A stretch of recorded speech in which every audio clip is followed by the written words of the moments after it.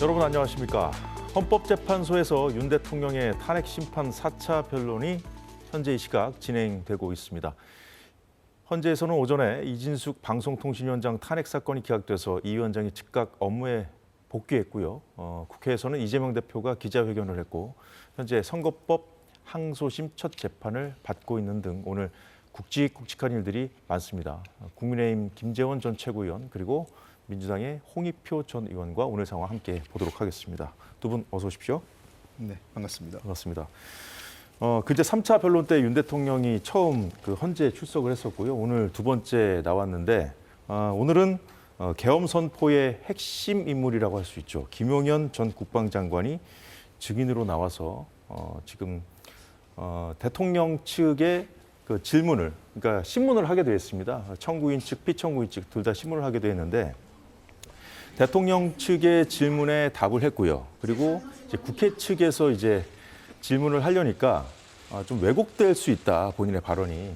그렇게 문제 제기를 하면서 재판이 휴정이 됐었습니다, 잠시. 근데 휴정된 상황에서 문영배 헌법재판소장 권한대행이 이런 얘기를 했더라고요.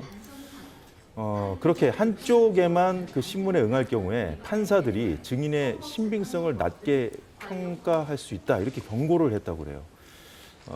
그 다음에 이제 대통령 측에서 그래도 신문에, 국회 측 신문에 응하는 것이 좋겠다, 이렇게 설득을 해서 다시 돌아와서 재판이 속개됐고 지금 진행되고 있다고 하는데요. 그만큼 이 상황, 휴정됐다가 다시 변론이 속개된 이 상황은 어떻게 봐야 되겠습니까, 김재원 최고위원? 근데 이제 김용현 전 국방장관 입장에서 이제 대통령 측의 신문에 대해서 답변을 했는데 국회 측에서 또 신문을 하면서 답변을 하기에 뭔가 좀 이 질문 내용, 신문 내용에 대해서 문제 제기를 하고 싶었던 것 아닌가 싶습니다. 그러나 이 당사자주의 재판에서 국회 측이라고 하면 일종의 검사 측이고 그렇죠. 대통령 측은 일종의 변호인 측인데 양쪽의 신문에 대해서 답변을 해야 그래야 이제 증인이 그 공정하게 답변을 하고 있다라는 그런 그 확신을 심어줄 수 있고 항상 이 증인 신문에 대해서 그 진실성을 확인하는 것은 예. 반대 신문권을 보장할 때 가능한 거거든요. 그러니까 신문을 하는 데 대해서 변호인 측의 그 윤석열 대통령 측의 신문에 대해서 답변을 해놓고는 그 반대 신문권을 보장해주지 않으면 결국은 일방적인 진술 답변이었다, 이렇게 해서 좀 진실성에 의심을 받을 수 있으니까 그 점을 그 재판장이 지적한 것 같고 저는 예. 뭐 그렇게 진행되는 것이 맞다고 생각을 합니다. 그리고 국회 측의 질문에 대해서 진실대로 답변하면 되는 것이지 질문 자체가 좀 부당하다, 나는 답변하지 않겠다, 이렇게 하면 네. 대통령 측의 신문에 대한 답변이 오히려 진실하지 않다고 의심받을 수 있거든요. 뭐 그런 점에서 타당한 진행이라고 생각합니다. 네. 김 전 장관이 돌아와서 김 전 장관이 이제 변호인하고 같이 온 걸로 지금 보입니다. 이제 변호인이 중간중간 뭐 조언하는 듯한 행위를 또 반복하니까 문 권한대행이 제지하기도 했다고 하는데요. 예. 그것은 자칫 그 증언을 유도할 수 있기 때문에 그런 건 허용되지 않고 있죠. 그래서 이제 자칫 그건 일종의 뭐 확인될 수 없지만 어쨌든 위증이나 또는 보다 유리한 증언을 할 수 있는 유도성을 할 수 있기 때문에 예. 그 접촉은 아마 그런 의미에서 재판관에서 그 주의를 준 것 같고요. 예. 말씀드린 대로 그 증인의 진실성은 두 가지로 뒷받침됩니다. 보통은요. 하나는 증거나 증언에 뒷받침한 사실관계일 경우, 아니면 이제 사실관계가 정확치 않을 경우에는 진술의 일관성을 갖고 하는 거거든요. 그렇기 때문에 피고인 측에서의 질의, 그러니까 변호사 측에서의 질의 경우, 또 검사 측인 지금 국회 소추단이죠. 소추단의 질의에 두 가지 질문에서 답변이 상충하거나 또는 답변이 그 두 가지 답변이 일치하지 않을 경우, 일관되지 않을 경우에는 이제 그 답변의 진술의 그 진실성 의심받게 되기 때문에 양측의 질문을 다 받는 게 맞고요.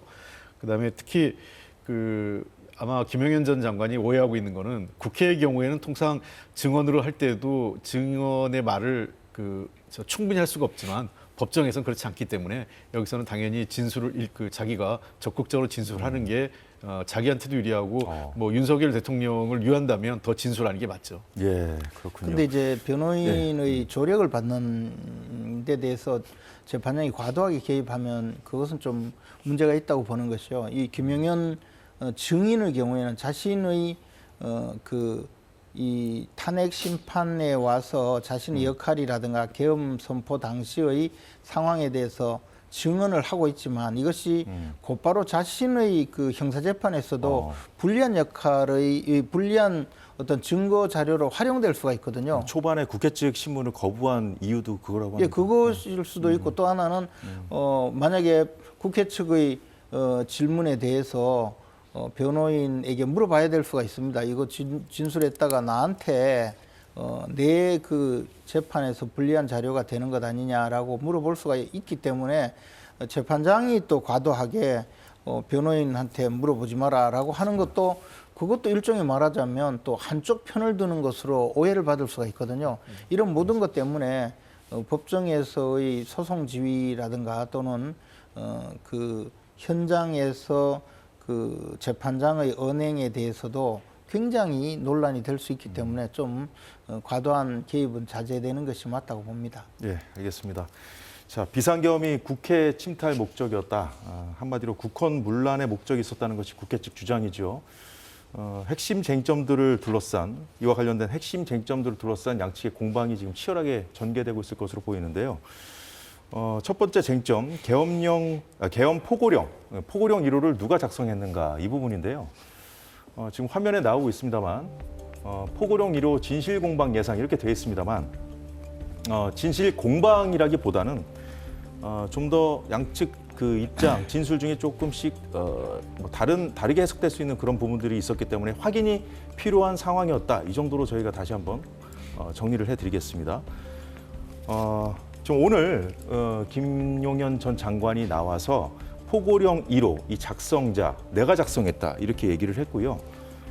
대통령이 오히려 그 포고령에서 통행 금지 부분 같은 거를 삭제하기도 또 이렇게 얘기를 했는데 근데 화면에서 보시다시피 검찰에서는 대통령이 포고령 작성 과정에서 법전까지 찾아봤다 이런 얘기를 한 것으로 좀 보도됐었거든요. 그냥 오늘 발언에 따르면 오늘 진술에 따르면 본인이 작성했고 대통령이 그냥 확인하는 정도 이런 취지로 얘기를 한 건데 그 확인하는 과정에서도 그런 뭐 법전을 찾아서 볼 수도 있었다는 얘기인지 이 부분이 좀 해석의 여지가 좀 남아 있는 것 같은데요. 근데 뭐 법전을 찾아봤다 이런 이야기는 언론에서 본 것 같고요. 제가 그 확인한 김 전 장관의 검찰 내 진술은 예. 자신이 과거에 그 계엄 사례를 참고해서 계엄 포고령을 전부 다 이 작성을 해서 대통령께 드렸더니 대통령이 그 중에서 이 그 통행금지 규정을 삭제를 했다. 그리고 그 나머지는 그냥 시행하라고 해서 그대로 시행을 했다는 거거든요. 그러면 분명히 대통령이 확인한 거는 맞죠. 그리고 예. 또 하나는 그 점에 대해서 그 국방장관인 김용현 전 국방장관은 그것을 보고 대통령이 법률 전문가니까 이건 뭐 다 확인했겠거니라고 생각하고 그대로 시행을 했다 이런 주장이에요.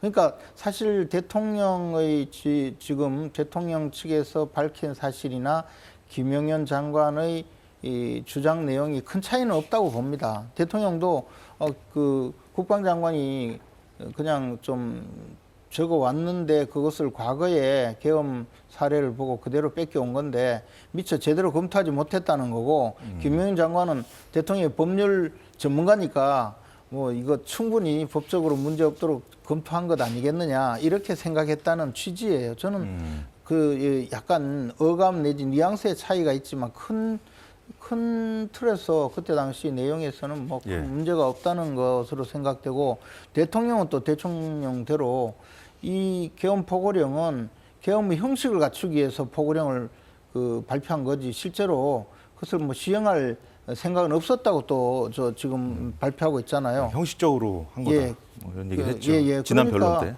때. 전체적으로 저는 이 김용현 장관과 윤석열 대통령 사이에 진술의 차이가 별로 없다고 생각을 하고 진술의 차이가 있습니다. 별로 없다. 예. 홍익표 의원님.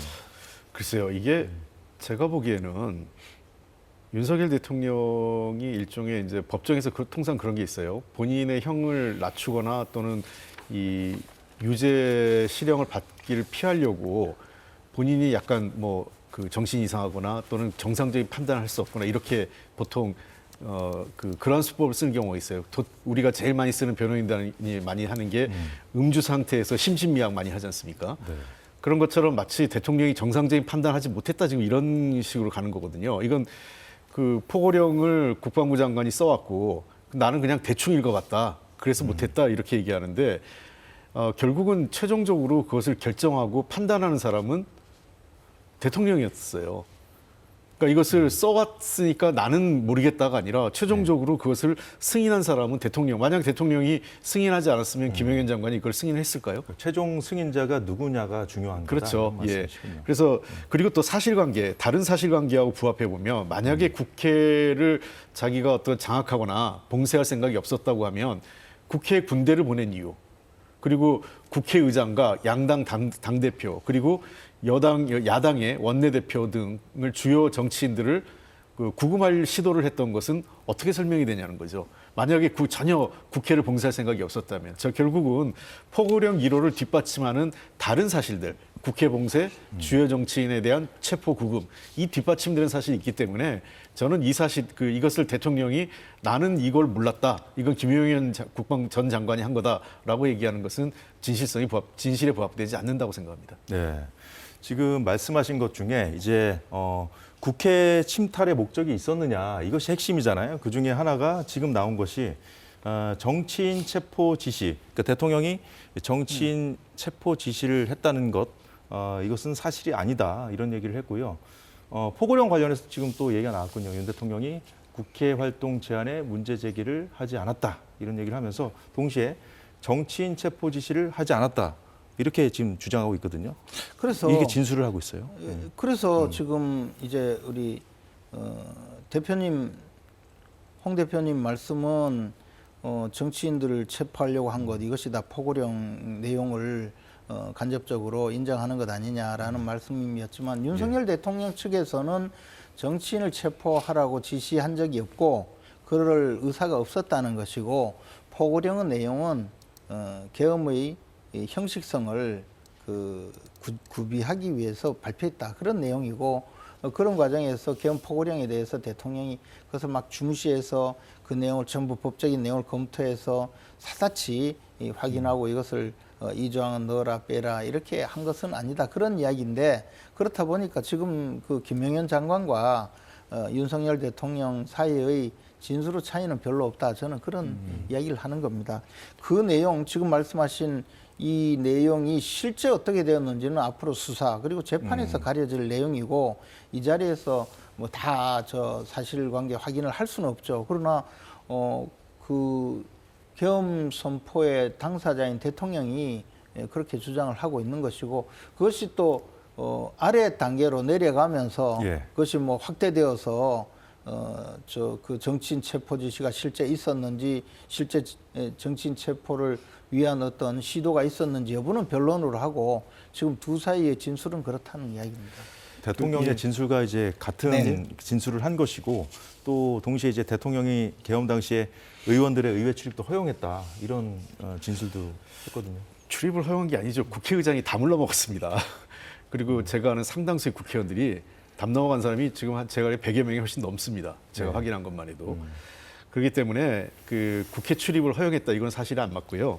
그다음에 어쨌든 어제 열린 국회 특위가 있었지 않습니까? 특위에서 국정원 1차장 홍창원 차장이 대통령으로부터 직접 전화를 받아서 방첩사에 무조건 협조해라라는 얘기를 했고, 방첩사령관하고 통화한 결과 방첩사령관은 주요 정치인들을 체포 구금에 도와달라는 얘기를 한 거 아니겠습니까? 그래서 명단 리스트가 우원식 국회의장을 비롯해서 이재명, 한동훈 당대표 2명, 그리고 박찬대 원내대표 등등 해가지고 열댓 명의 지금 명단을 부리면서 이게 말도 안 된다고 해서 자기는 걷어치웠다는 거고, 실제로 이 작전에 나섰던 특전사령관 등등은 일관되게 체포 지시가 있었다고 진술을 하고 있습니다. 그래서 저는 아까 김재현 의원님도 사실관계는 그러니까 현재 윤석열 대통령 측 변호인단의 얘기가 있고 그다음에 이미 검찰이 사건 중요 가담자들에 대한 조사 결과가 있기 때문에 그 두 개를 보면서 헌법재판소가 누구 진술에 진실성이 있는지 사실관계에 부합하는지에 대한 합리적 판단이 있고 그것이 결국은 재판 결과에 반영될 것으로 생각됩니다. 네, 대통령이 끌어내라는 지시를 했냐 안 했냐 이 부분과 함께 또 한 가지 또 핵심 쟁점이 최상목 당시 경제기획재정부 장관에게 건넨 그 쪽지 있지 않습니까? 네. 비상입법기구가 적힌 그 쪽지를 대통령은 지난 변론 때 뭐 준 적도 없고 만약에 쓴다면 쓸 수 있는 사람이 국방부 장관밖에 없는데 잘 모르겠다 이렇게 얘기를 했었거든요. 근데 그 직후에 이제 김영현 전 장관 측에서 본인이 작성했다고 이제 변호인을 통해서 얘기를 했고 또 오늘 나와서도 본인이 작성했다고 했습니다. 자, 그렇다면은 최상목 그 권한대행이 당시에 이제 쪽지를 대통령에게 직접 받은 건 아니라고 얘기를 했어요. 근데 오늘 그 부분과 관련해서도 최 장관이 조금 당시에 이제 국무회의실에 이제 좀 늦게 와서 직접 주지는 못했고 실무자를 통해 전달했다 이렇게 진술했거든요. 그러니까 지금 이 내용들이 그 당초에 언론에서 경쟁적으로 보도한 내용과는 약간씩 다르긴 다르죠. 분명히 대통령으로부터 최상목 당시 기재부 장관이 직접 받은 것은 아니라는 것이고, 그러나 전달받은 내용은 대통령의 지시사항으로 알았다는 취지잖아요. 그런데 대통령 스스로가 그 쪽지를 작성한 적이 없다는 거, 그건 맞을 거예요. 대통령이 뭐 그런 쪽지를 작성했겠습니까?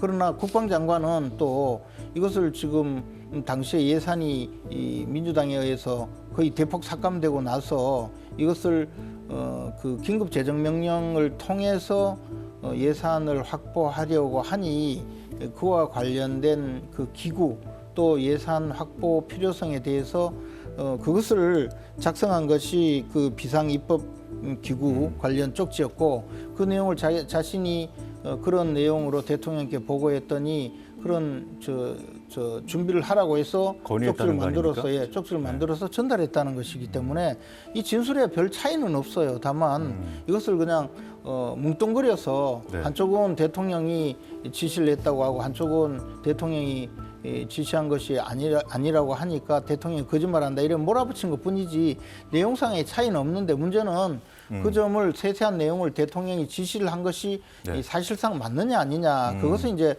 구체적인 사실관계로 확인하는 것이 앞으로 필요한 것이고, 지금 진술의 차이가 있다고 하거나 거짓말한다고 몰아붙일 일은 아니라는 거죠, 저는. 예, 포고령 1호와 마찬가지로 이 쪽지 역시 대통령이 뭐 누가 작성했냐가 중요한 것이 아니라 대통령이 최종적으로 이거를 뭐 확인했거나 지시했는지 이게 중요한 겁니다. 그렇습니다. 쪽지야말로 뭐 누가 썼는지는 그건 모르는 거죠. 김영현 장관이 지금 썼다고 지금 얘기하고 있으니까 김영현 장관이 썼을 가능성이 높은데, 아니면 뭐 제3자 비서관이 누가 썼을 수도 있죠. 보통 이제 필요하죠. 대통령이 구두 지시할 때 본인이 메모를 가져온다 하더라도 회의를 하면 별도의 사람이 그걸 작성을 하지 않습니까? 그런 측면에서 뭐 누가 썼느냐가 중요한 게 아니라 누가 이런 지시를 했느냐가 더 중요한 거겠죠.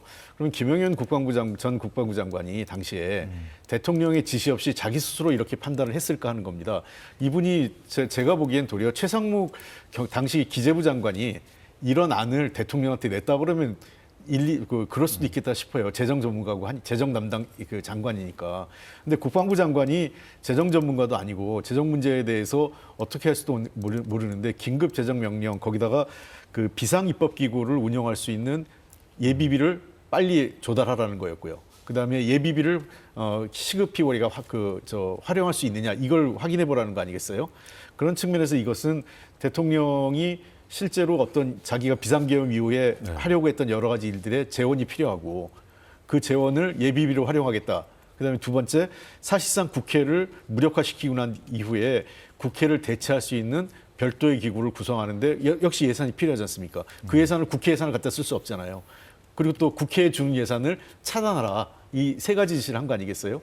그런 측면에서 문건에 따르면 문건에 따르면요. 그 문건에 국회에 주는 예산을 차단하라. 결국은 주요 정치인 체포, 국회 봉쇄, 그리고 국회가 일할 수 있는 예산을 차단함으로 해서 사실상 국회를 무력화하겠다라는 그게 그 완벽한 시나리오가 만들어지는 거죠. 그래서 이것은 이미 검찰 수사에서 조사 과정이 있기 때문에 이 문제는 아마 제가 그 늘 얘기하는데 공판 과정에서 그 내란죄 다뤄지는 데서 본격적으로 다뤄질 것이고 헌법에서는 이러한 문제가 헌법에 위배되느냐 대통령에 부여된 권한을 넘어서느냐 안 넘어서느냐를 따질 것으로 보입니다. 근데 네. 이제 이 문제는 굉장히 중요한 문제인데요. 지금 섣불리 이 비상 입법 기구 개념을 그냥 국회를 해산시키고 별도의 입법 기구를 만들려고 했다고 몰아붙이시는데, 그러나 이제 김영현 장관은 자신이 작성한 사람이잖아요. 그리고 자신이 보고 있고, 그리고 그것을 기재부 장관에게 전달을 한 것인데 그 내용에 대해서는 전혀 다른 이야기를 하거든요. 이것은 무슨 국회를 해산하고 대체하는 그런 입법기구가 아니라 예. 지금 예산이 워낙 전부 다 삭감돼 버렸으니 그 예산 확보를 위해서 긴급 재정경제명령 또는 긴급명령을 발동할 때 그 필요한 기구와 예산을 마련해달라는 취지였다고 하니, 그러면 작성자가 그 이야기를 하는데 그 점에 대해서도 엄밀하게 검토를 해서 그것이 사실인지 아닌지를 밝혀야 되는 것이지, 그냥 이 내용을 가지고 당시 그 윤석열 대통령 구속영장을 발부한 영장 전담 판사도 물어봤다는 거잖아요. 네. 비상입법기구는 저 대통령이 작성했냐 하니까 기억이 가물가물하다, 내가 작성한 건지 아닌지 모르겠다 해서 구속 사유의 중대 그렇죠. 사유로 거론이 되었었잖아요. 구속 사유에서도 중대 사유로 거론이 됐었고. 예. 그런데 예. 그 점에 대해서 지금 김영현 장관은 전혀 다른 해석을 하고 있는데 그 점을 그냥 간과하고 당신 이야기는 들을 것도 없다. 이거 과거 그 국보위처럼 만들려고 한 거 아니냐. 뭐 이런 취지로 몰아붙이는 것은 전 잘못이라고 여튼 봅니다. 두 분이 말씀 들었지만 오늘 그 김영현 전 장관은 두 분 말씀대로 비상입법기구의 성격 개념이 굉장히 중요하지 않습니까? 네. 그에 대해서 기재부 안에 구성하는 기구에 대한 예산을 편성하라고 한 거다. 그러니까 국회를 대체하는 그런 기구가 네. 아니라 네. 뭐 이렇게 진술을 했다고 합니다. 그런데 이거를 그럼 어떻게 확인을 해야 되는 겁니까? 그러니까 저는 그 말의 진실성을 의심하고 있는 거죠. 왜 그러냐면 물론 뭐 이 문제는 나중에 최종적으로 재판 과정에서 확인이 되겠지만 우리나라는 삼권 분립이지 않습니까? 그러니까 행정부, 입법부, 사법부가 있어요. 그러니까 그 만약에 이 경우 예비비가 필요하다면, 그리고 국회가 그 계엄령 상황에도 국회는 가동되게 돼 있지 않습니까? 그렇다면 이 비상입법기구란 말은 써서도 안 되고 필요하지도 않은 거예요. 기재부 아래에 둘 수도 있는 것도 아니고. 그러니까 비상입법기구라고 한 말 자체가 두는 순간 이것은 국회를 무력화시키는 걸 염두에 둔 것 아니냐는 합리적 추론이 가능하게 되는 거죠. 예컨대 계엄사령부 운영에 필요한 예비비가 필요하다라고 하면 그럴 수 있다고 생각을 해요. 이렇게 계엄령을 발동을 했기 때문에 계엄사령부가 운영하려면 여러 가지 그 예비비든 어떤 자금이 필요하지 않겠습니까? 국가 예산이. 그래서 기재부 장관한테 계엄사령부를 뒷받침할 수 있는 예비비를 준비해라. 이렇게 했으면 저는 뭐 그거는 논리의 일관성이 있는데, 비상입법기구의 예산을 만들어라. 그리고 국회 예산을 끊으라고 그랬잖아요. 또 앞에. 그러니까 지금 그 밝혀진 내용에 따르면 2번 항목이 국회 예산을 차단하고 3번 항목은 비상입법기구에 줄 예산을 확보하라. 이렇게 돼 있기 때문에 이것은 자연스럽게 국회를 염두에 둔 얘기가 아니냐는 그런 추론이 되는 거죠. 근데 결국에 이제 헌법재판소에서 어떻게 이걸 확인하냐는 거죠. 제가 계속 근데요, 이게 여쭤드리는 저 질문인데. 내용이 정작 그 최상목 당시 기재부 장관은 이 내용을 구체적으로 전달받은 내용이 없어요. 쪽지만 받고. 그리고 그다음에 대통령은 그 작성자가 아니고 내용을 잘 모르겠다는 취지고, 결국에는 이 단어가 어떻게 기재되어 있느냐, 이 사실과 김용현 국방장관의 진술을 추론해 볼 수밖에 없는 거죠. 그냥 단순히 이 문구를 가지고 어떤 실체적인 계획이 집행이 되고 또 어떤 모습이 있었다면 그걸 간접적으로 추론할 수 있는데, 이거는 사실 그냥 그 문건 내용에 나오는 단어 몇 개밖에 없는 겁니다.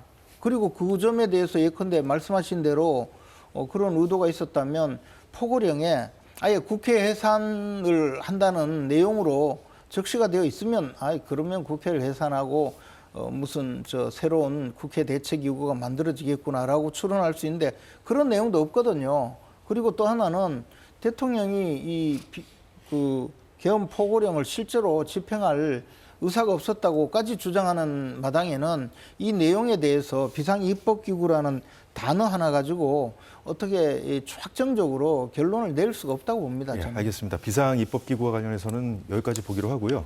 저 계엄군의 국회 진입과 관련해서 윤 대통령 대리인단도 별도 입장문을 냈는데요. 윤 대통령 대리인단은 어제 하루에만 5개의 입장문을 냈습니다. 화면 오른쪽부터 좀 보시면요. 계엄령이 선포될 당시 이제 국회에서 나온 계엄군에 관한 얘기를 하고 있는데 얌전하고 착한 군인, 대통령이 말한 평화적 계엄의 성격이 그대로 드러나 있어. 이런 입장을 어제 냈는데요. 홍익표 의원님. 네. 근데 방금 전에 이제 김용현 전 장관이 관련해서 끌어내라고 한 것은 의원들이 아니라 요원들이라는 그런 진술도 했다는데 이거는 좀 어떤 맥락인지 뜻인지는 좀 저희가 좀 더 들리는 얘기가 나와야 저희가 알 수 있을 것 같은데 네. 어떻게 봐야겠습니까? 어쨌든 저는 그 김용현 전 장관 입장에선 그 내란죄 좀 주요 가담자 돼 있지 않습니까? 그런 측면에서 자기를 변호하고 또 자기가 모신 대통령을 어쨌든 그 형을 감형하거나 또는 무죄를 받을 수 있도록 유리한 진술을 하려고 애쓰고 있는 것 같아요. 그러나 상식적으로 생각하면 군인들이라는 것은 끌어내는 게 아니라 명령하면 나오죠. 도리어 그날 국민들께서 그 실시간으로 생방송으로 군인들의 행동을 봤습니다. 우리나라 최고의 특수부대였거든요. 대테러 부대로서. 만약 그 해당 군인들이 마음을 먹었으면은 아무리 그 앞에 수백 명의 그 국회 보좌관과 시민들이 서 있었다 하더라도 국회를 장악하는데 별 어려움이 없었을 거예요. 전문 용어에서 우리가 흔히 얘기해서 일당 100이라고 할 수 있는 전문 용어들이고 또 그 실제로 실탄을 가져갔지만 실탄을 가져는 갔지만 이 장착하고 들어가지는 않았다는 거 아니겠어요? 그런 측면에서 현장에 출동한 군인들은 굉장히 당황스러웠다는 거예요. 처음에 출동을 명령받았을 때 북한에 가는 줄 알았다. 일부 사람들이 나중에 진술한 내용들이. 그리고 한국의 북한 테러 부대가 서울에 들어온 줄 알았다. 여의도에 갔더니 북한군이 있을 줄 알았더니 시민들이 와 있어서 자기들도 당황했다. 민간인들이 있어서 이런 얘기를 하고 있어요. 그러니까 그 당시에 여러 가지 정황들을 보면 군인들은 정확하게 명령을 받은 게 의원들을 끌어내서 국회를 무력화시키려는 지시를 받았습니다. 그리고 그러한 지시를 특전사령관이 했다는 걸 인정한 거 아니겠어요? 그 특수부대의 최고 지휘관이 특전사령관 그리고 네. 그 담당 부대인 707 부대장이 이미 기자회견이나 검찰 진술을 통해서 국회의원들을 끌어내라는 지시를 받았고 그러한 명령을 잘못 내린 나의 책임이다라는 걸 인정을 했습니다. 그럼 이 명령을 내린 사람이 누구냐? 김용현 장관이냐? 아니면 이 윤석열 대통령이냐만 남은 건데 윤석열 대통령의 지시가 없이 그 김용현 장관이 독단적으로 했다. 저는 이렇게 볼 수는 없다는 거죠. 아마 헌법재판관들이 그러한 상황들을 보면서 저는 누가 이 진술이 김용현 장관의 진술이 사실인지 아닌지를 판단할 것으로 생각합니다. 네, 자 끌어내라는 그 주체가 의원들이 아니라 요원들이었다. 이런 얘기를 이제 김 전 장관이 했다는 것인데 어떻게 봐야 될까 이 부분을? 근데 저는 사실 그 내용은 단순히 그 한 단어 내지 네. 그 부분의 진술만 가지고 파악하기가 좀 어렵습니다. 어렵죠. 예, 그 전체적으로 김용현 장관이 어떤 질문에 어떤 답변을 했고 그 점에 대해서 맥락이 무엇인지를 확인하지 않고 네. 그냥 지금 또 헌법재판소의 재판 진행 내용이 네. 우리가 직접 그 생중계로 볼 수 있다든가 또는 현장에서 보지 않는 한 정확하게 내용을 알 수는 없는데요.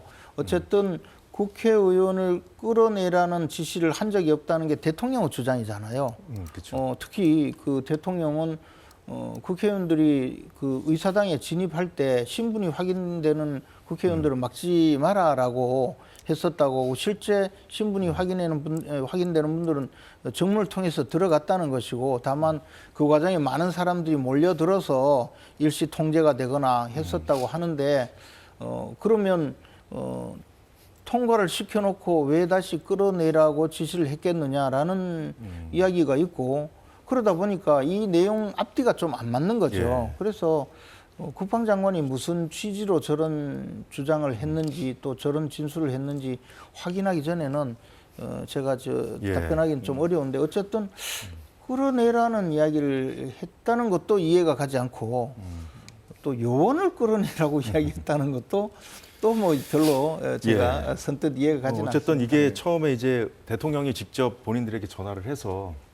의원들을 끌어내라는 지시를 했다고 한 그 사령관들 그 진술 때문에 이제 지금까지 왔던 것인데 그 사령관들은 오늘 변론 4차 변론 나오지 않았거든요.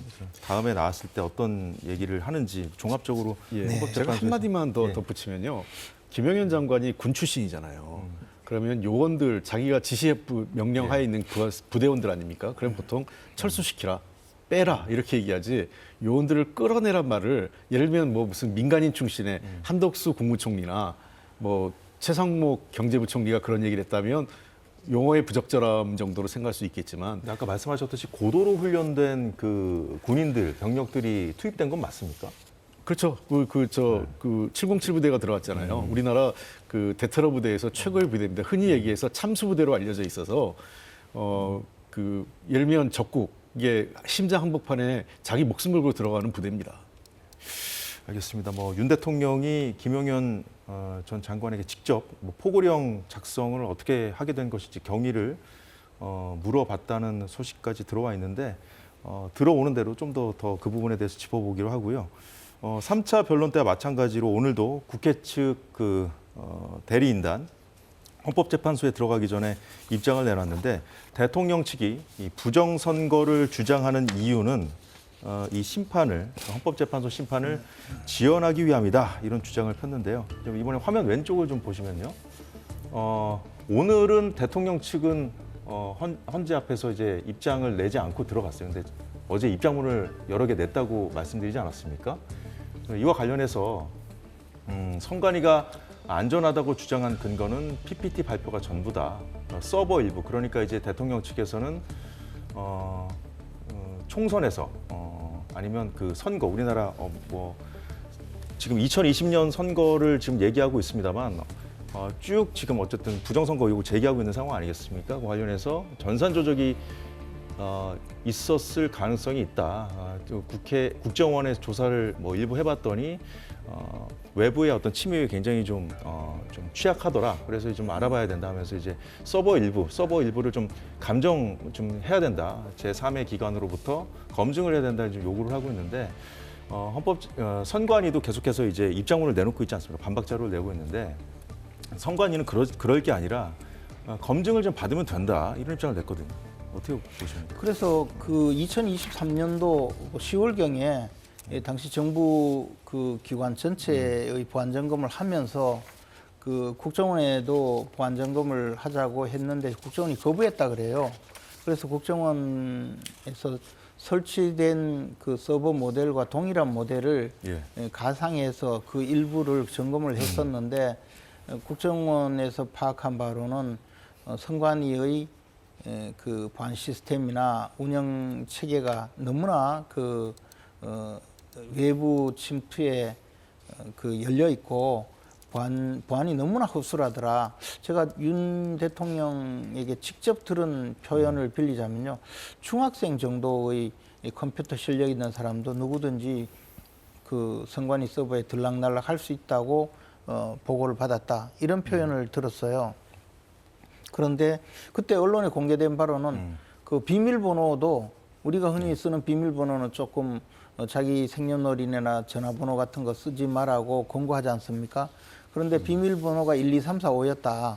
뭐 이런 경우가 있겠느냐 하는 정도로 아주 개탄스러운 일이라고 그것은 당시 언론에 이미 공개가 되었었거든요. 그 후에 선관위가 한 것은 일부 보완했다라는 내용밖에 없었어요. 그러니까 이후에 선관위 서버에 대해서 굉장히 많은 그 주장이 있고 그에 대해서 계속 논란이 있으면 선관위에서 이 점에 대해서 아예 공개적으로 검증을 받는다든지 하는 것이 좋은데 최근에 보면 오히려 선관위 주장은 이번 계엄 선포 이후에 선관위 서버가 사진 촬영이 되는 바람에 이것이 외부에 노출이 되었으니 선관위 서버를 통째로 바꾸겠다. 뭐 그런 발표만 했거든요. 그래서 저도 좀 약간 이상한 생각은 합니다.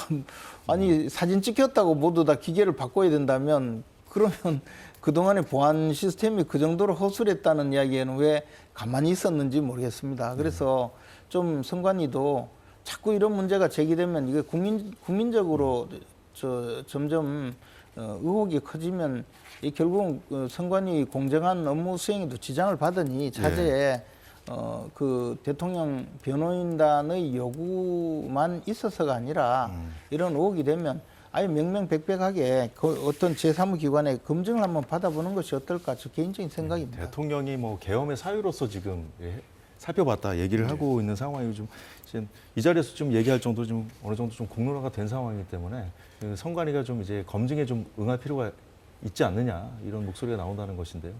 그 필요성이 있다고 보십니까? 저는 뭐 이 재판과 무관하게 필요하다면 국회 차원에서 여야가 한번 논의를 해볼 수 있다고 생각을 하지만 예. 지금 대통령 측에서 얘기하는 것은 황당하기 그지없습니다. 왜 그러냐면 통상 부정선거를 주장하는 것은 야당이 하지 여당이 하지 않습니다. 근데 지금 현재 집권하고 있고 선관위에 대해서 행정적 권력을 가지고 있는 것은 정부 여당 측이에요. 왜 그러냐면 선관위가 헌법기관이긴 하지만 선관위원장은 대법관 중에 한 명이 하고 있습니다. 그러나 이분이 상임이 아니기 때문에 사실상 그 명목상의 선거관리위원장이지 실제 선관위를 운영하는 것은 선관위 사무총장과 차장 그리고 상임이사가 있어요. 이 상임이사는 사실 통상 대통령이 임명합니다. 상임위원. 상임위원. 상임위원이. 그래서 제가 저도 이제 김재원 최고님도 잘 아실 거고 저도 행안위 간사를 해서 선관위가 어떻게 운영되는지 알아요. 이게 선거관리위원장이 좌지우지하는 기관이 아니라 실제로는 사무총장을 중심으로 해서 상임위원하고 두 사람이 협의하고 사무차장이 실무를 집행하는 기구입니다. 그런 측면에서 다 윤석열 대통령이 임명한 사람이에요. 그러면 만약에 이 서버에 문제가 있고 정말 이 검증이 필요했다면 정상적인 절차를 거쳐서 이 사람들에게 그 협조를 요청했으면 됩니다. 행정부에서. 근데 그러지 않았잖아요. 그리고 우리나라 만약 감사원 감사도 받지 않고 국정원 조사도 받지 않았다는 국정원에서 그때 일부 했죠.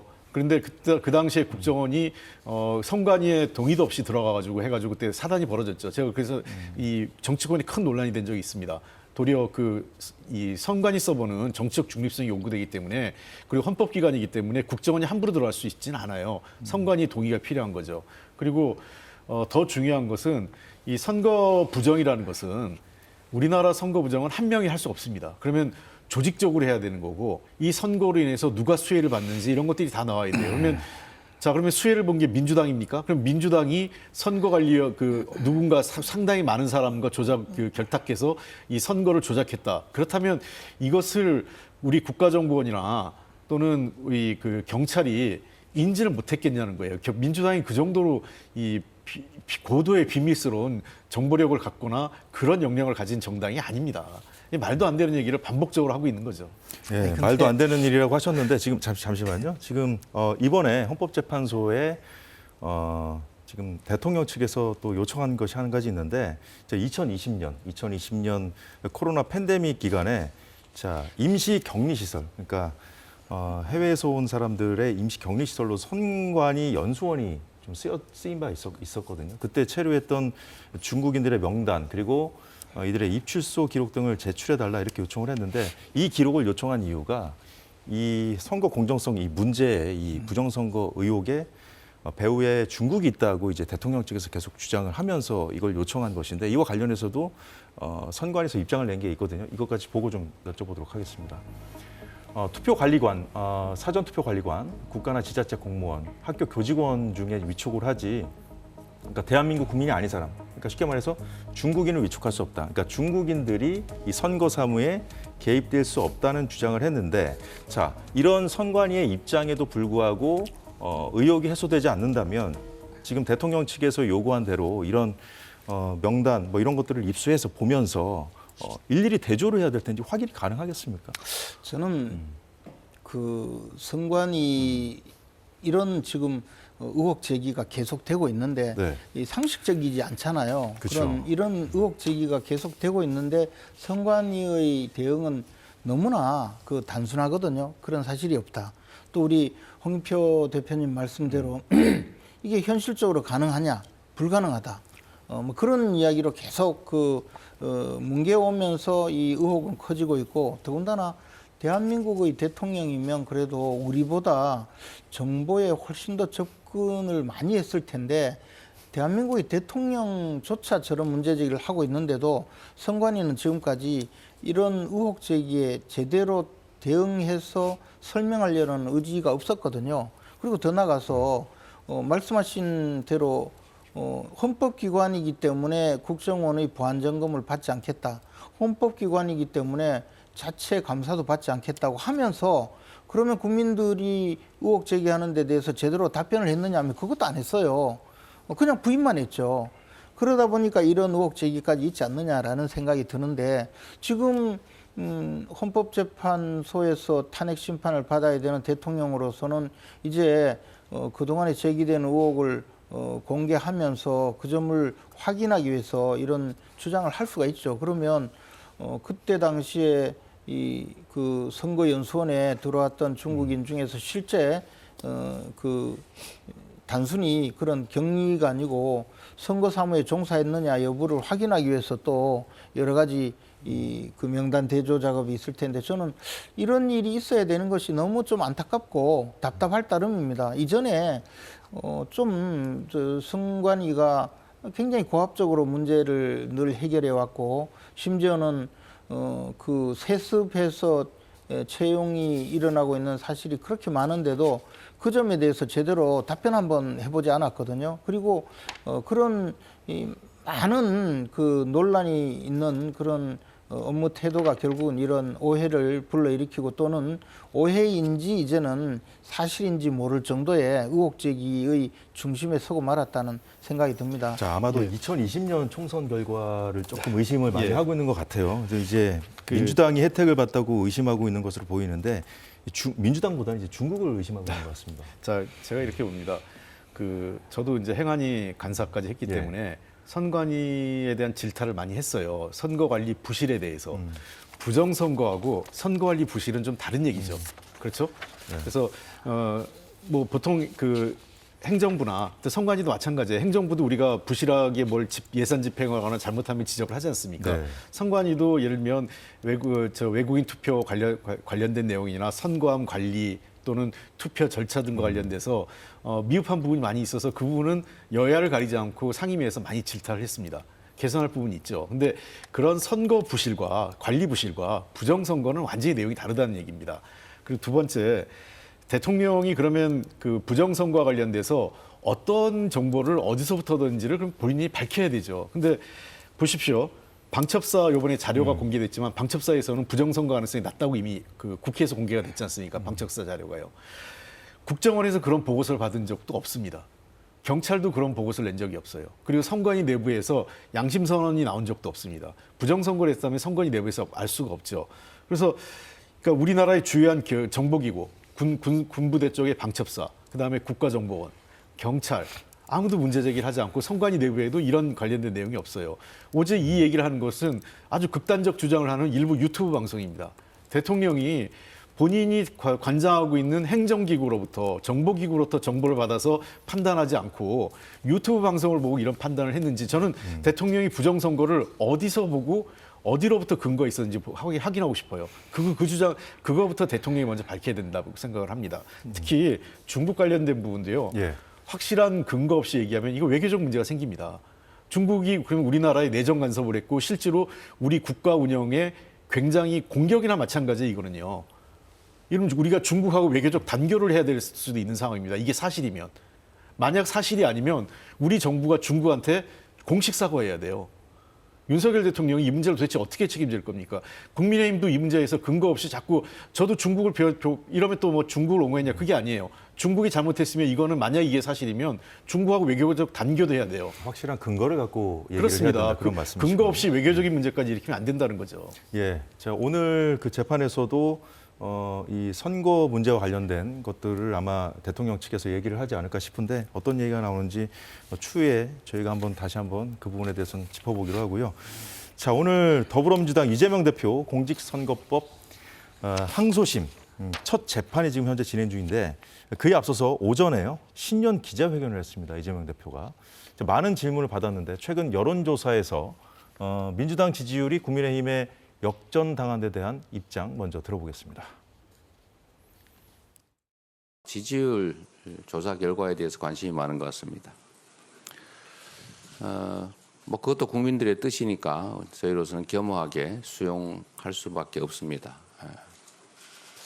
그리고 저희가 생각하는 것은 윤석열 정권에 대해서 이제 체포 구속이 되고 탄핵 심판이 순조롭게 이루어진다고 보는 우리 국민들께서 이제 우리 민주당에 대해서 더 큰 책임과 역할을 요구하고 기대하는 것이 아닌가 이런 생각을 합니다. 네, 김재원 최고위원님. 이제 이재명 대표 오늘 말은 겸허하게 수용하겠다는 뭐 말로는 그런데 아무튼 특정 여론조사 업체 뭐 고발 방침을 밝기도 했었고 그러다가 선관위에 이의 신청했는데 기각이 되는 일도 있지 않았습니까? 그 이후에 또 그 여론조사 뭐 검증하겠다고 당내 특위도 만들었고 여론조사 업체 관리 강화 법안까지 지금 만든 상태예요. 근데 이 모든 것들이 지금 언론 보도에 따르면 이재명 대표 당 지도부의 지시에 의해서 이뤄진 일이라고 하거든요. 그러니까 이재명 대표 지금 기자회견에서 저렇게 겸하게 수용하겠다고 했지만 뒤로는요 지금 고발도 하고 싶고 여론조사 어떻게 그 뒷조사에서 이것이 조금이라도 잘못된 것 찾아내서 폭로도 하고 싶고 또는 여론조사에서 압박해서 이런 여론조사 못하게 하고 싶기도 하고 그런 마음 아닌가 싶습니다. 그런데 이미 봄이 왔는데 아직도 겨울이라고 주장하고 계속 겨울옷 입고 있다가 이제 꽃이 피고 나니까 이제 비로소 아 이거 겨울 아니구나라고 느끼는 거가 아닌가 싶은데요. 이재명 대표께서 그러면 이 여론조사 결과가 자꾸 왜 이렇게 나오는지 그 점을 돌이켜봐야 되거든요. 분명히 우리 국민의힘이 잘한 게 별로 없죠. 우리 당에서 배출한 대통령께서 지금 탄핵 소추가 되어 있고 또 직전에 우리 당에서 배출한 대통령께서는 실제로 탄핵이 되어서 임기를 다 하지 못했거든요. 그런 우리 국민의힘이 이 지지율이 앞서는 여론조사 결과가 나오면 뭔가 우리가 잘못한 게 뭔가라는 걸 돌이켜봐야 되는데 우리는 늘 맞다 옳다 그리고 국민의힘은 저 내란 동조당이다 뭐 이렇게 공격만 했지 실제 그 국민들이 보는 민주당과 이재명 대표에 대한 그 거부감 내지 잘못하고 있는 점 이것은 한 번도 제대로 생각하지 못하고 늘 우리는 옳다고 생각하고 국민들 앞에서 핏대 세워서 그 삿대질하는 그런 모습만 보여왔거든요. 이 점에 대해서 국민들이 굉장히 지금 기분 나쁘고 아주 괘씸하게 생각하는 거라고 저는 보고 있습니다. 그래서 네, 대통령의 그 탄핵 문제는 또 대통령의 탄핵 문제를 별도로 우리 당이 또 해결해야 될 문제이긴 하지만 그러나 민주당도 지금 보여주고 있는 이 정치의 모습은 국민들로부터 버림을 받기 직전이 아닌가 그런 생각입니다. 민주당 당내에서도 뭐 이런 대처에 대해서 조금 뭐 이런저런 얘기들이 좀 많이 나왔다고 그러던데 어떻게 보십니까? 예, 뭐 저도 좀 여러 가지 얘기를 들었고 주요 당직자들하고도 이제 네. 소통을 좀 했어요. 비공개 뭐 지도부 회의나 또 여러 그 당직자들 회의에서도 약간의 이제 걱정들도 하고 뭔가 그 대처가 필요하다 이런 얘기들이 있었던 걸로 알고 있고요. 이재명 대표 오늘 입장도 그런 차원에서 겸허하게 수용한다 이 얘기는 기존의 일부 이제 입장하고는 좀 결이 달라진 건 분명한 것 같습니다. 그러니까 여론조사에서 보수 과표집이 있는 건 분명히 있지만 이런 보수 과표집조차도 일종의 여론의 흐름이거든요. 추이가 예, 중요하죠. 그렇습니다. 여론조사라는 것은. 예, 왜냐하면 때로는 우리 그 진보가 과표집될 때가 있거든요. 그러니까 그거는 그만큼 지지층이 결집하고 관심사에 대해서 적극적으로 의사표시를 하겠다는 거거든요. 그러니까 지금 상황에 대해서는 보수 과표집이 있는데 그럼 왜 보수가 과표집됐을까에 대한 원인을 봐야 되는 거죠. 그게 어떤 의미에서는 윤석열 대통령 구악인지 아니면 민주당이 뭔가 부족해서 보수나 중도층에서 민주당이 안 되겠구나 해서 그래서 결집하는 건지. 그렇다면 우리가 그 바로잡아야 될 부분 우리가 바로잡아야 되는 이유가 나오겠죠. 그 원인 분석에 따라서. 그래서 저는 이 뭔가 결과가 있을 때 그것을 자꾸 너무 정치적으로 해석하기보다는 좀 더 민심의 흐름이 어떤 건지에 대한 원인과 이 과정을 좀 더 면밀히 들여다보는 노력이 필요하다. 그런 차원에서 이재명 대표도 겸허하게 수용하고 이 내용을 좀 더 잘 살펴보라고 지시를 네. 했다고 합니다. 그러니까 예. 그러면 우리가 잘못한 건 뭐고 우리가 개선해야 될 건 뭔지. 그러니까 예를 들면 이런 거예요. 그 여론조사 관련돼 가지고 여론조사에 늘 정당은 일희일비 하지 말자 그러지 않습니까? 근데 일희일비 많이 하죠. 모든 정당이. 우리 당이 내놓은 방식이 처벌 중심의 방식을 내놓는 건 적절치 않다고 생각해요. 그러니까 지금 사실 공감대가 좀 있었습니다. 명태균 게이트 때 여론과 관련된 문제가 많이 제기됐잖아요. 여론조사 네. 방식에. 그렇다면 그때도 이미 제도 개선 얘기가 나왔기 때문에 여론조사의 투명성, 그다음에 여론조사 기관의 책임성, 그리고 여론조사 방식의 공정성 등을 높일 수 있는 제도 개선 방안을 민주당이 제시하고 여당과 협의해 나가는 게 보다 책임 있는 다수당이 하는 더 그 입장이 아닐까. 그렇게 됐으면 국민들께서도 민주당한테 훨씬 더 박수를 보냈을 거라 생각합니다. 알겠습니다. 이게 여론조사뿐만 아니라 뭐 카카오톡도 검열하려고 그러는 거 아니냐 뭐 이런 논란도 있었습니다만 자 이런 민주당을 향해서 국민의힘은 대한민국을 검열공화국으로 만들고 있다 이렇게 맹비난하고 있습니다. 권영세 비상대책위원장 얘기 잠시 들어보겠습니다. 전 국민을 대상으로 북한 5호 담당제식 카톡 검열을 하겠다고 하더니 민주당과 이재명 대표 지지율이 폭락한 여론조사가 줄지어 나오자 여론조사 검증특위를 만들어 여론조사까지 검열하겠다고 나섰습니다. 민주당과 이재명 대표를 비판하는 유튜버들을 줄줄이 고발하고 경찰은 시위 참가자들의 유튜브 시청 기록까지 뒤졌다고 합니다. 어제는 급기야 부정선거를 지적한 한국사 강사 전한길 씨를 고발하였습니다. 선관위와 선거제도의 문제점을 지적했을 뿐인데 왜 민주당이 발끈하는지 선관위와 민주당이 한 몸이라는 것인지 많은 국민들이 의아해하고 있습니다. 네, 김재원 최고위원님. 전한기 씨 혹시 영상 보셨나요? 이 제가 부분에 이제 대해- 그 방송 출연을 위해서 그 원고를 살펴보다니까 이 내용이 있어서 제가 한번 봤습니다. 근데 그 내용이요. 전한길 강사님의 내용은 그 직접 문제를 삼은 그 내용은 딴 게 아니고 이렇게 부정선거 의혹이 제기되고 있으니 왜 그냥 수개표하면 어떠냐, 수개표하자, 전자개표하지 말자 이런 주장이에요. 그리고 전한길 강사의 그 유튜브 내용을 보면 계엄 선포에 대해서 굉장히 비판을 많이 했고 그 내용을 쭉 이어오면 과연 뭐 때문에 민주당이 이렇게 발끈한 건가가 좀 의심스러울 정도였어요. 민주당은 지금 보니까 자기들 주장과 조금 다른 이야기를 하면 전부 다 고발하고 뭐 형사처벌하고 또는 영업을 못하게 막고 이렇게 하려고 하는 거 아닌가 생각이 드는데요. 어제는 또 5대 은행장 우리나라의 6대 은행장들을 다 불러 모았는데 사실 보통의 경우에 대통령도 은행장들 그렇게 한목에 일시에 불러 모으기 쉽지 않을 것 같은 정도의 그런 금융권의 그 실력자들인데 그분들을 모아서 비공개 때 발언하기를 무슨 특정 언론사에 광고를 주느냐고 그렇게 이야기도 하고 더 나아가서 그 민주당 의원들은 또 국회에서 그런 광고를 주고 있는 광고를 게재하고 있는 내용을 자료로 내라 그렇게 해서 은행권에서 반발을 하고 있다고 하는데요. 이거는 또 광고 검열도 하고 있는 거잖아요. 지금 민주당이 우리 대한민국을 공포 정치로 몰아넣고 있어요.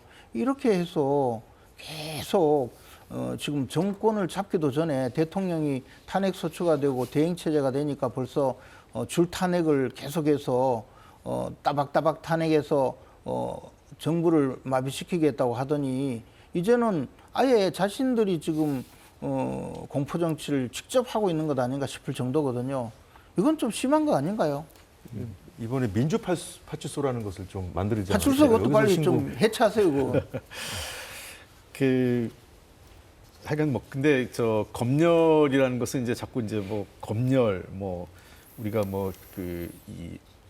오만 이게 아마 지금 이제 여권에서 자꾸 민주당에 대한 프레임을 만드는데 사실은 카톡을 어떻게 검열할 수 있겠습니까? 민주당이 민주당이 무슨 그런 수사권이나 또는 그 정보력을 동원할 수 있는 그런 단체가 아니잖아요. 아니 카톡 검열을 해서 문제 뭐 아니, 마음에 안 아니, 드는 그게 건 아니라- 고발하겠다는 거 아니에요? 아니 그게 제 얘기 좀 들어보세요. 아니 그 민주당이 개인의 카톡을 볼 수 있냐는 거예요. 볼 수 없잖아요. 예를 들면 그 자연인 홍길동이라는 사람의 카톡을 보여주세요는 할 수 있을지 모르겠어요. 그러나 그 사람이 안 보여주겠다면 우리가 그것을 뺏을 수 없는 거지 않습니까? 그리고 저 카카오에 얘기해서 그 사람의 카톡 자료를 내놔라 이렇게 할 수도 없는 거잖아요. 이 얘기는 지금 우리 사회에서 그 일부 편향되거나 그 가짜 뉴스가 횡행하기 때문에 가짜 뉴스를 어떻게 좀 막아볼까? 그 현행 제도에서도 가짜 뉴스에 대해서는 처벌받고 있지 않습니까? 그래서 그런 측면에서 가짜 뉴스가 그 대량으로 유포되거나 그런 게 있으면 그걸 받은 사람들이 신고해달라, 정보를 좀 달라 이런 차원이고. 그런데 가짜 뉴스인지 아닌지 그 판단이 좀 불분명할 때, 판단 기준이 불분명할 아니, 근데- 때가 좀 아니, 논란이 그러니까 될 제가 수 있는 얘기하는 거 건요. 아니에요? 그 문제가 아니라니까요. 아니, 잠깐 얘기해보세요. 네. 그 경우에 민주당이 그거를 판단해서 수사기관에 이첩하는 거지 민주당이 가짜뉴스라는 걸 결정하는 건 아니지 않습니까? 그런데 이번에 이제 전한길 씨를 그 신고한 것도 잘못된 선거 정보였다는 그런 예. 입장, 그런 이제 주장으로 신고를 한 것인데 이게 잘못된 선거 정보인지 아닌지를 따지는 주체가 누가 돼야 된다는 이건 논란이 좀 있을 수 거기다 있거든요. 내용을 한번 보세요. 그분이 그냥 수개표 주장한 아니, 것 저도 뿐이에요. 봤어요. 봤는데. 더 나가서 지금 예. 카톡 검열 아니라고 하는데 뭐냐면 그냥 어떤 사람이 불법적인 내용을 게재한 것을 처벌하겠다는 건 저는 이해가요. 근데 민주당이 발표한 것은 그게 아니고 이거 퍼나른 사람들 다 고발하겠다고 하니까 그러니까 그러면 한 사람에 대해서 민주당에서 이 내용이 잘못되었다고 주장하고 고발을 하면서 이 퍼나른 사람 다 조사해서 처벌하라 하면 그게 검열 아니고 뭐가 검열입니까? 그래서 그거는 좀 과도하게 나간 그 발표 당시에 그 내용이 과도하게 나가서 당내에서도 약간 문제 제기가 있었고요. 예. 그래서 그 민주파 출소 문제는 우리가 통상적인 가짜 뉴스를 우리가 확인하고 그거에 따른 그 법적 절차를 밟는 기구 정도로 이해하시면 될 것 같습니다. 알겠습니다. 이제 시간이 한 2분 정도밖에 안 남아서요. 저희 이진숙 방송통신위원장 오늘 헌법재판소에서 이 8인 체제가 된 다음에 나온 첫 결정입니다. 탄핵 심판 청구가 이제 재판관 8명 중에서 4명은 기각, 4명은 인용 이렇게 해서 기각됐어요. 기각됐는데 자, 이제 뭐 시간이 별로 없으니까 일단 그 핵심 쟁점은 그거였잖아요. 2인 체제가 적법하냐. 또 2인 체제에서 나온 그 결정들 그런 것들이 정당하다고 볼 수 있는 이 부분인데 여튼 174일 만이거든요. 어쨌든 이 핵심 쟁점이 제가 이제 한마디로 말씀드릴 정도로 이렇게 복잡하지 않았는데 좀 시간이 꽤 걸렸어요. 헌법재판소가 그동안에 제 역할을 하지 않은 거죠. 그러다가 갑자기 대통령 탄핵이 되니까 초고속으로 지금 헌법재판을 진행하기 위해서 그동안 밀려있는 이진숙 방통위원장 탄핵 심판 사건도 처리를 했는데 앞으로 줄줄이 대통령 탄핵 소추 이전에 탄핵 소추되었던 사건들 다 처리하고 빨리 해결하는 것이 맞다고 봅니다. 그 헌법재판소에도 이견이 격론이 붙은 것 같아요. 4대 4로 결론이 났는데 그러니까 결국은 탄핵이 안 됐을 뿐이지 이것에 대해서 합법이냐 불법이냐에 대해서는 반반 의견이 갈린 거고 아시다시피 박문진 이사장과 이사 선임 그다음에 KBS 전 사장의 해임과 관련돼서는 이미 불법이라고 이미 그 다른 법원에서는 판례가 있습니다. 예. 예, 알겠습니다. 정말 숨가쁜 하루인데요. 지금도 헌법재판소 등에서 여러 가지 소식들이 들어오고 있는데 이어지는 5시 뉴스에서 전해드리기로 하고요. 사사건건 여기까지 하겠습니다. 두 분 수고 많으셨고요. 예. 시청해주신 여러분 고맙습니다.